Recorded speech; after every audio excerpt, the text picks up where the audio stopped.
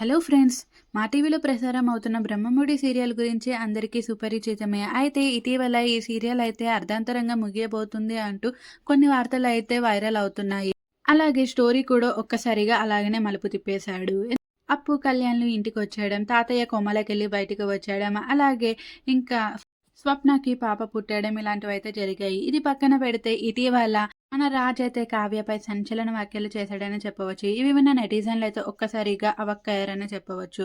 సీరియల్‌లో అయితే రాజ్ ఎప్పుడు కావ్యని ఏదో ఒక రకంగా అవమానిస్తూనే ఉంటాడు. అయితే బయట గూడా కావ్యపై ఇలాంటి వ్యాఖ్యలు చేయడంతో ఇంకా ఒక్కసారిగా అందరూ షాక్‌కి గురయ్యారనే చెప్పవచ్చు. ఓంకార్ హోస్ట్ చేస్తున్న 'ఆహా'లో ప్రసారం కాబోతున్న డాన్స్ ఐకాన్‌లో అయితే వీళ్ళిద్దరూ కలిసి మెంటర్‌గా అయితే చేయబోతున్నారు. ఇంకా అందులో భాగంగా ప్రమోషన్స్ అయితే చేస్తున్నారు. ఇంకా అక్కడ ఒక రిపోర్టర్ అయితే రాజ్‌కి కావ్య గురించి అయితే అడిగాడు. సీరియల్‌లోనే మీరు కావ్యని భరించలేరు.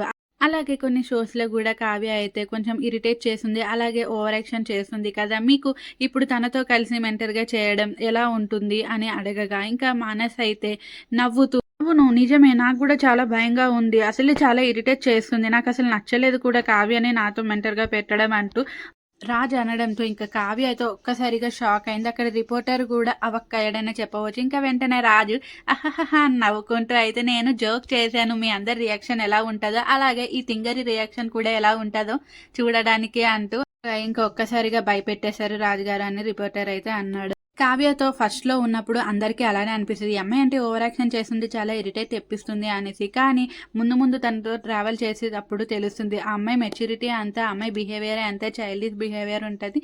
అందరితో చాలా కలిసిపోతుంది అంటూ రాజు అయితే తనపై ఈ వ్యాఖ్యలైతే చేయడం జరిగింది.